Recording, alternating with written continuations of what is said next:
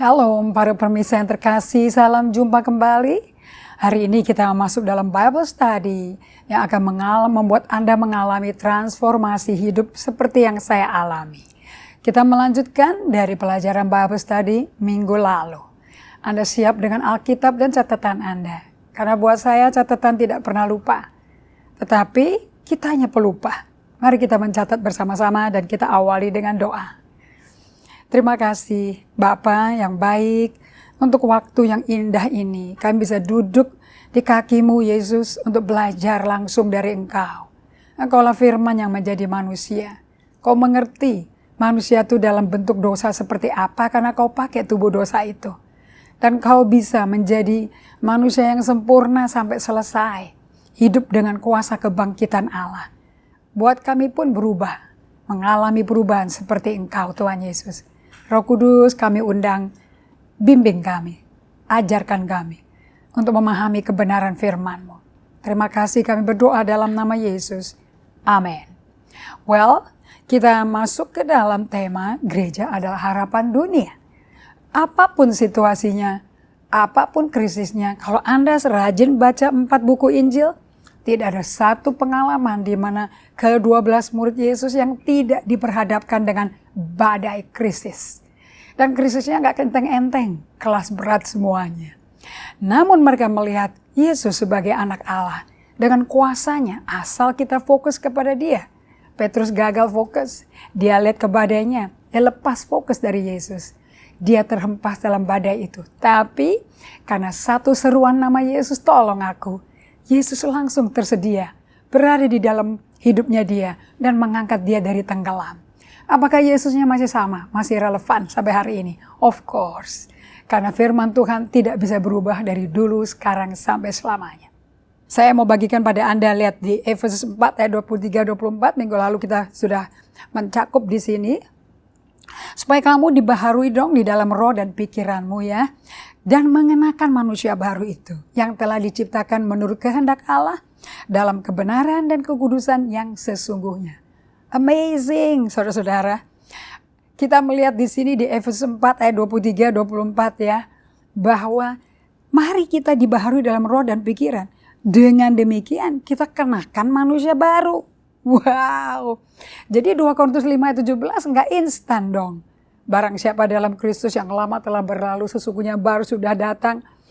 Nah, sesungguhnya kita adalah ciptaan baru dalam Tuhan. Kita aminin. Wah, kita kalau jadi pendengar firman tuh amin, amin. Kayaknya instan langsung lahir baru, jadi ciptaan baru. Belum. Yang baru cuman rohnya. Tapi jiwa kita perlu diperbaharui. Ini selama perjalanan hidup kita di bumi sampai Yesus kembali menjemput gerejanya. Nah, Allah itu menciptakan kita tuh utuh loh. Apa sih manusia utuh itu? Terdiri dari fisik, terdiri dari intellectual, emotional, spiritual, and social. Nah, untuk ini kalau sampai keutuhan ini dipecah-pecah, karena selama ini gereja mengutamakan rohani di atas semua-semuanya. Fisik, olahraga, nggak penting. Toh badan debu, nanti juga sia-sia, nggak ada gunanya lah olahraga. Fokus ke Yesus. Intelek, baca Alkitab, baca buku. Banyak pelajaran kita mesti pelajari. Hati-hati loh, terlalu banyak pengetahuan gede kepala nanti. Nanti hatimu jadi dingin sama Tuhan. Nggak penting lah terlalu banyak belajar. Sosial, berteman. Udahlah, yang kita fokuskan aja ke kerajaan surga. Nanti di surga banyak teman. Sekarang kita kerja di ladangnya Tuhan. Kehidupan emosional. Perasaan. Udah deh. Nanti Tuhan akan piara hati kita. Nggak usah pusing mana perasaan. Kamu gak usah dengerin nanti denger perasaanmu terus bingung dengan suara Tuhan yang mana. Perasaan apa suara Tuhan tuh. Hati-hati. Jangan campur aduk loh ilmu kejiwaan dengan kerohanian kita. Rohani, iya kita kerja di ladangnya Tuhan. Sampai Tuhan datang. Istirahat. Gak penting. Nanti istirahatnya di surga aja. Sekarang tuh semuanya untuk pekerjaan Tuhan. Mari saudara-saudara, jangan lengah. Bekerja di ladang Tuhan. Ayo hantam terus. Pengalaman saya pribadi ya saudara-saudara. Orang yang kayak gitu tuh saya. Karena mentor saya seperti itu semua. Kayaknya mulia banget loh. Dan saya mau bagikan kisah pada Anda mengenai hidup saya. Dari pertama kali menggebu-gebu cinta mula-mula sampai masuk Kalimantan, dari Kalimantan dijemput sama orang-orang dari Sulawesi. Kepingin saya melayani di Sulawesi. Masuk keliling Sulawesi Utara. Dari utaranya Sulawesi Utara sampai selatannya utara Sulawesi Selatan. Mengarungi lautan, naik kapal longboat, kapal besar pelni, kapal kayu besar, panjat ban mobil, pindah kapal ke kapal. Dari pulau ke pulau sampai ke Sangihe, Kepulauan Sangiherta Laut, nggak ada gentinya. Mau kaki bengkak, badan pegel, pijet aja semuanya. Pokoknya jalan lagi, tidak ada listrik. Khotbah dari pagi sampai jam 6 stop karena matahari terbenam. Nggak ada listrik kan? Tidak perlu pakai alat band, nggak perlu pakai lampu, haze light, nggak ada. Tapi yang penting jiwa-jiwa mendengar kabar baik. Saya nggak tahu 2015 saya kena penyakit yang namanya rheumatic arthritis. Badan saya nggak sanggup. Badan saya sakit. Dan saya kaget sekali waktu dokternya berkata, Anda penyakitnya sebetulnya bukan rheumatic arthritis. Itu bahasa luarnya aja. Actually akar problemnya adalah autoimmune disorder. Waktu saya mendengar kata itu saya lemes sekali. Kalau sampai saya punya autoimmune disorder, something wrong dengan blood saya dan darah saya dong. Berarti hidup saya, nyawaku nggak sehat. Jiwaku tuh nggak sehat. Tapi saya tidak pernah peduli. Karena semua buat Tuhan, untuk kemuliaan Tuhan. Kita bekerja bagi Tuhan. Pakai ayat kan dari kitab Roma. Jangan lelah, bekerja di ladang Tuhan. Ayo, jangan sampai lututmu lemah. Ayo kerja keras. Jadi serba tertuduh. Padahal badan udah capeknya nggak keruan. Tim saya selalu ada tim pemijat badan saya. Mengurut badan saya. Sampai mereka ketiduran, saya nggak tidur-tidur. Karena belajar firman terus. Tapi belajar firman bukan untuk saya ternyata. Belajar firman buat khotbah. Kalau ada mesin ATM, saya kayak mesin ATM khotbah. Dan jadwal saya full. Of course saya jadi terkenal. Dari Sabang sampai Merauke. Karena semua undangan saya terima. Apakah itu kehendak Tuhan? Apakah saya jalan mendahului Tuhan? Apakah saya berbicara tanpa Tuhan? Kalau mau ditanya jawabannya apa? Yes. Saya sudah jalan tanpa Tuhan. Saya ngomong tanpa Tuhan. Saya kutip apa yang dia katakan. Tetapi, bagaimana kehidupan saya? Sehat badannya? Bagaimana social life saya? Kehidupan sosial saya? Luar biasa urapannya. Orang lumpuh berjalan. Orang gila sembuh. Orang ateis bisa ketemu Tuhan muka ke muka di tengah-tengah saya khotbah. Pengalaman luar biasa, tapi itu bukan validasi. Saya benar di mata Tuhan. Tuhan bisa melakukan itu seperti Biliam dong. Even keledai ngomong sama dia. Demi orang Israel diselamatkan, bukan hanya demi Biliam diselamatkan. Nah, apakah Allah bisa ngomong melalui ayam berkokok kepada Petrus? Oh yes, Allah nggak kurang ide untuk menyampaikan kabar baiknya. Dari mentor saya belajar bahwa dia lebih mementingkan keberadaan kondisi saya daripada pekerjaan yang saya lakukan.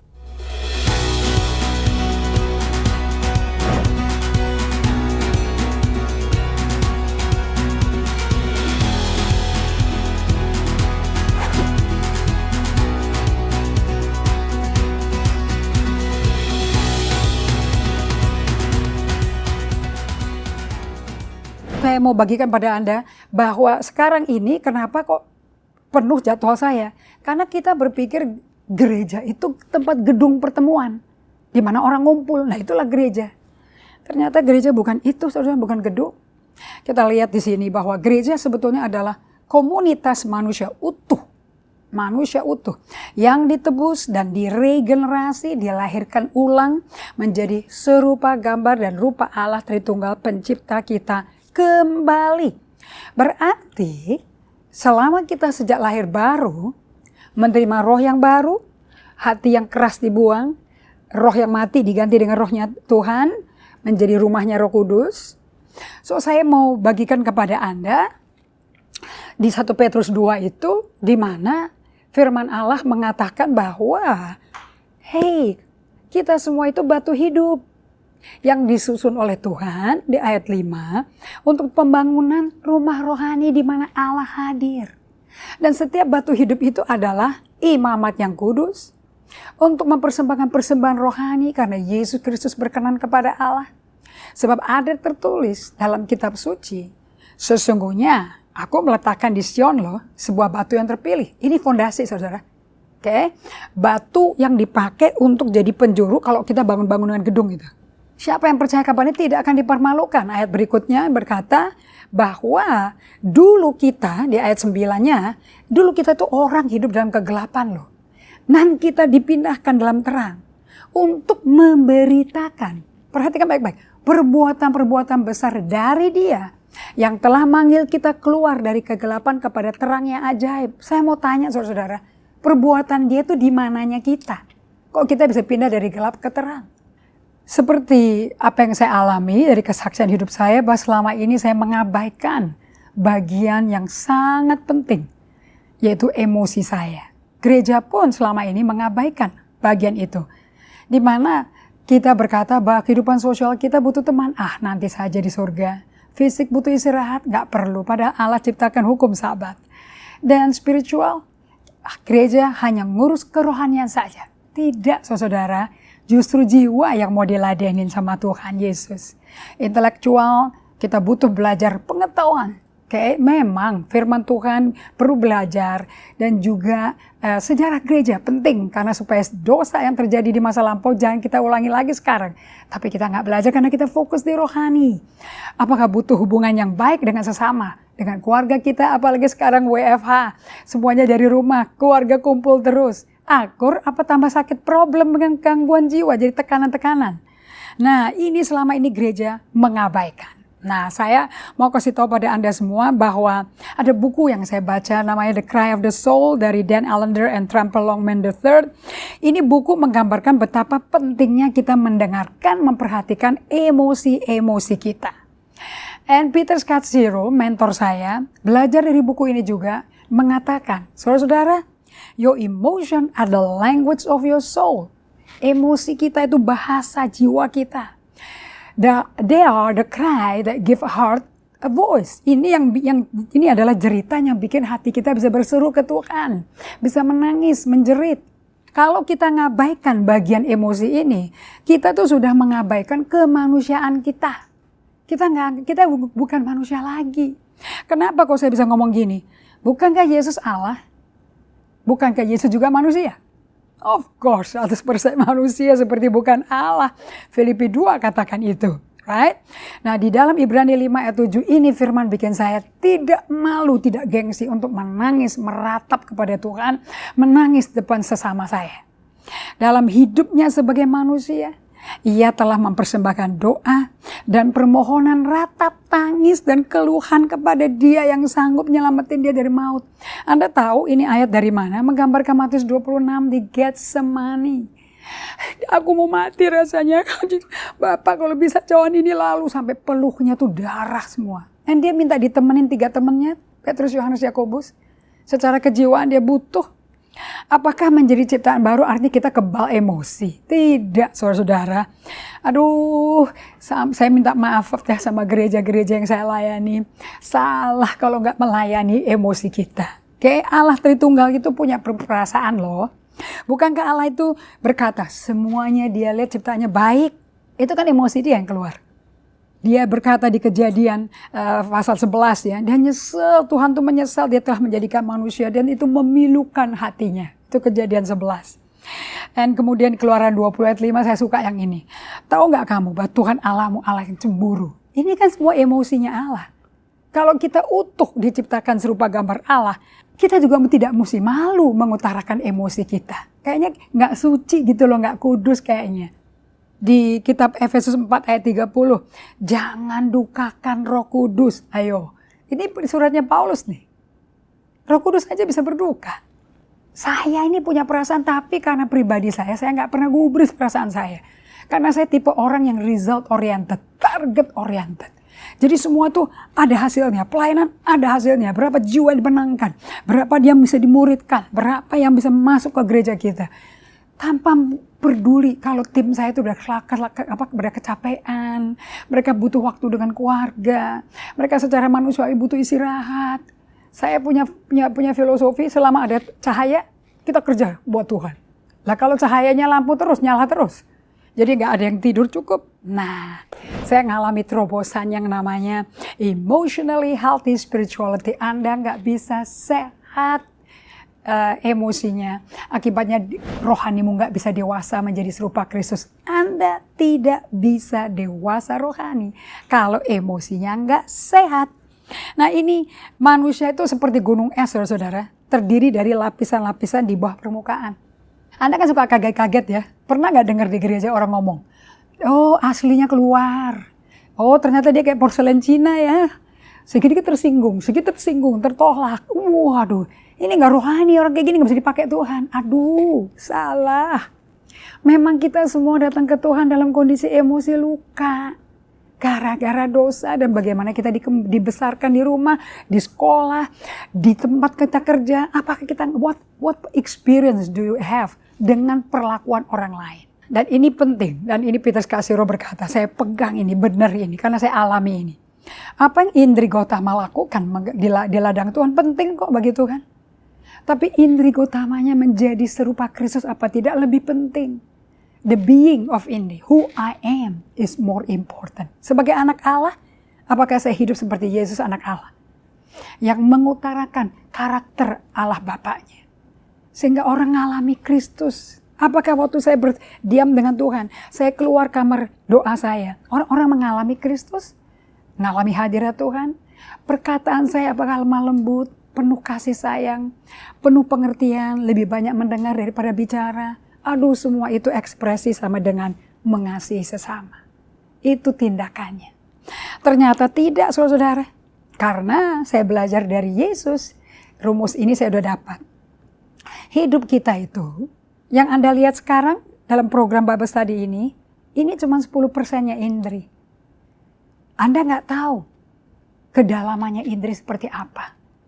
Oh, orang tua saya tahu, kakak ipar saya tahu, keponakan saya tahu, karena mereka tinggal serumah sama saya. ART saya tahu, supir saya tahu. Ini ibu bisa khotbah, turun dari khotbah naik mobil, galaknya nggak keruan sama supirnya loh. Cepet, ayo cepetan, aduh. Itu dikejar-kejar orang tuh, nanti nggak enak tuh. Sampai supir saya jadi nggak kenal Yesus. Karena perlakuan saya, karena saya nggak peduli the golden rule. Kalau Stephen Covey pakai loh ayat ini. Seek to first understand before you are understood. Lakukan ke orang lain sebelum Anda menuntut orang lain lakukan ke Anda. Alias Anda modeling aja, jadi teladan bagi orang. Hari ini keluarga saya, keponakan saya terutama, yang lagi milenial ini kan sangat sensi semua ini. Oh mereka ngelihat, sekarang mereka bisa duduk sebelah tantenya, yang pendeta galak itu. Duduk dan makan bersama, tuker-tukeran resep, masak bersama, ketawa. Bahkan sharing bersama tamu saya. Nggak kaku, nggak mau deket-deket, itu hilang. Karena apa? Karena saya perlakukan mereka secara manusiawi. Kapan itu bisa berubah? Waktu saya melihat sisi manusianya saya. Aku juga punya perasaan yang perlu diperhatikan. Aku juga butuh disayang oleh tim saya sendiri. Dikasihi jemaat saya. Nggak bisa selalu saya memberi, tapi saya tidak terima.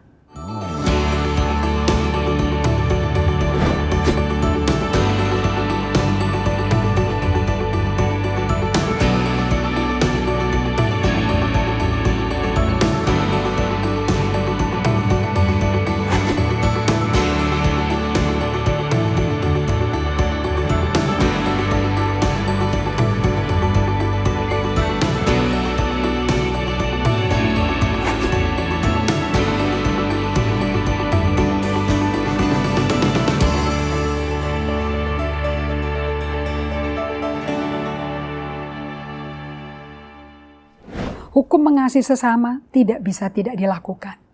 Nah, hukum rumus puncak gunung es ini, di mana apa yang Anda lihat ini cuma 10%-nya saya, 90%-nya saya itu dilakukan setiap hari. Dengan saya datang kepada Tuhan di pagi hari subuh untuk berdiam di kaki Tuhan seperti Maria. Dari Maria, Lukas 10 ayat 38-42, saya belajar diagram ini. Namanya contemplation life. Bahwa kehidupan saya bersama Tuhan harus seimbang dengan aktivitas saya. Anda tahu nggak? Apa yang ada di dalam saya keluar dari saya. Apa yang ada di hati keluar ke mulut. Yang menajiskan orang bukan karena makan makanan najis loh. Karena apa yang dimakan di mulut keluarnya ke jamban. Tapi yang menajiskan orang itu apa yang keluar dari hati ke mulut. Karena dari dalam hati keluar luapan-luapan kata-kata. Itu membangun orang atau menghancurkan orang. Mengasihi atau membunuh orang. Mulut ini, lidah, dan di lidah kita itu berkuasa. Memberikan hidup atau mati. Untuk saya bisa memberikan hidup, saya mesti punya waktu. Contemplation with God yang seimbang dengan aktivitas saya. Supaya hidup saya tidak imbalance. So, Anda lihat di grafik berikutnya. Kalau being with God-nya kecil, cuman pagi aja saat teduh. Terus siang, sore, malam lupa sama Tuhan. Karena sibuk bekerja buat Tuhan. Pribadi Anda nggak normal loh. Emosimu tuh udah pasti akan kering. Akan egonya akan kelihatan sekali. Yang Tuhan mau, grafik Anda seperti ini. Your being with God. Keberadaan Anda bersama Tuhan harus sepadan dengan bekerja bagi Tuhan. Wow, sekarang saya lakukan ini 5 tahun terakhir ini. This is my focus. Karena apa yang saya lakukan harus keluar dari apa yang Tuhan katakan waktu saya bersama dengan Dia. Kehidupan ini adalah ritme hidup yang Yesus hidupi selama 33 tahun di bumi. Anda baca di Alkitab, Markus 1:35, Lukas 4 ayat 42, Yesus suka pergi ke tempat sunyi menyendiri, hanya bersama Bapaknya. Selalu dia align, selaraskan hidupnya dengan Allah. Saya mau tantang Anda. Mau terkenal dengan orang lebih penting atau mau dikenal Tuhan? Satu perkataan yang menyedihkan yang Yesus pernah katakan di Alkitab. Enyah engkau, aku gak kenal kamu. Tapi aku udah nubuat demi namamu. Aku udah usir setan demi namamu. Aku tak kenal kamu. Kenapa saudara? Anda bisa bekerja kok. Khotbah kan saya bisa bikin. Tanpa saya harus duduk sama Tuhan loh. Saya bisa kutip khotbahnya orang lain. Saya bisa kutip dari bukunya orang lain. Nggak ada isu ini. Tapi apakah Anda dikenal Tuhan? Saya mau tantang Anda semuanya. Di musim pandemi ini momen yang Tuhan izinkan terjadi di mana kita berdiam semua. Tidak bisa ke kantor, gak bisa ke sekolah. Tapi untuk memberi waktu bersama Tuhan supaya Anda bisa memberi kasih kepada sanak saudaramu yang tinggal serumah. ART-mu, supir Anda, tukang kebun Anda. Semua bisa ngalami Kristus because you have more than enough time to be with Jesus. Kita berdoa untuk Anda mengalami hidup yang transformasional seperti ini. Bapa, kami mengucap syukur hari ini. Sungguh kau Allah yang baik, tak pernah hilang sabar-Mu pada kami. Kau terus bekerja di dalam kami, supaya interior kami dipulihkan. Mengalami transformasi dari pengalaman-pengalaman masa kecil, masa lampau. Dari pengalaman kekerasan masa kecil. Apapun dan juga kerusakan sistem kami, jiwa kami karena dosa. Dosa asal. Tapi di dalam Kristus, dan Allah memilih berdiam dalam kami sebagai bait-Nya. Allah terus mengerjakan pekerjaan Dia sesuai kerelaannya dan kehendaknya. Sehingga kita kerjakan keselamatan yang Allah kerjakan dalam. Dan kita menjadi terang bagi dunia. Terima kasih Bapa, Kau tidak nyerah dengan kami. Gereja-Mu pasti tidak akan bisa ditelan alam maut. Kita akan berkemenangan sampai Maranatha. Terpuji nama-Mu dalam nama Yesus. Amin. Terima kasih untuk semua perhatian Anda. Saya mau Anda menjadi student dari Alkitab ini. Tuhan berkati.